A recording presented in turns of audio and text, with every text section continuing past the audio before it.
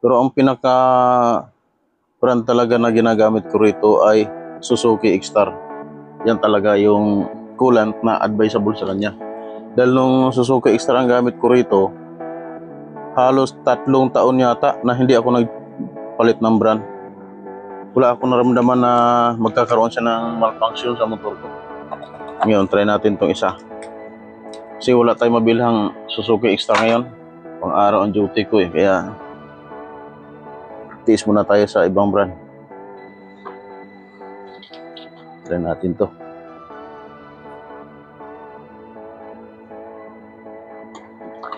Yan, puno na. Sobra pa.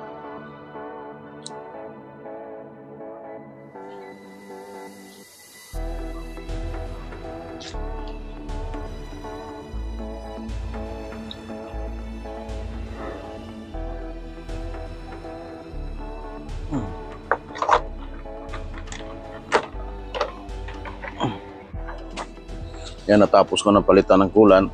Na nakapag palit ako ng coolant. Ngayon, kapag nagbabawas pa rin ang coolant nito, ibig sabihin may sira talaga yung gasket nito.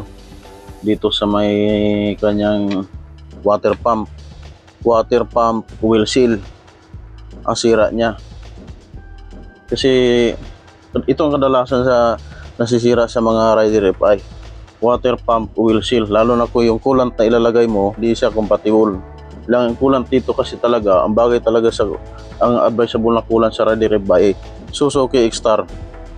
Yan na yung coolant na yan, nagawa talaga ng Suzuki para sa dito sa motor na ito.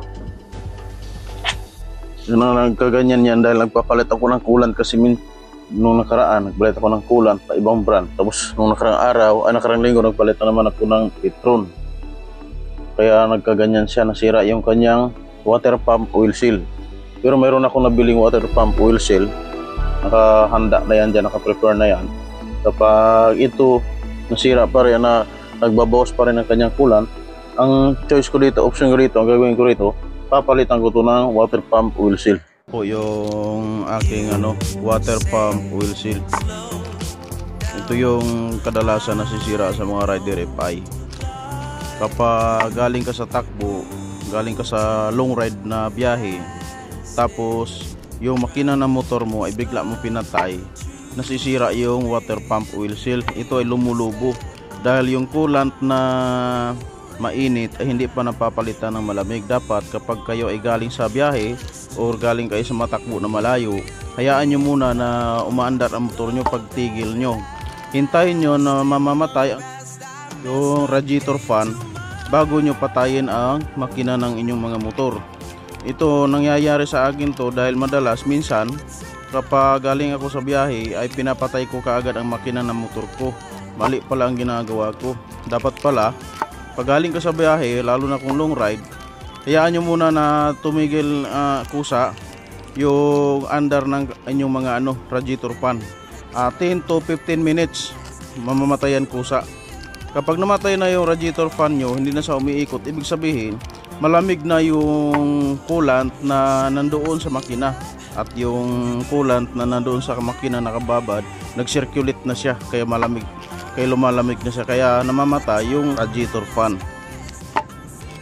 Kaya payo ko lang sa mga Rider FI user, kapag galing kayo sa biyahe, huwag nyo munang patayin yung motor nyo.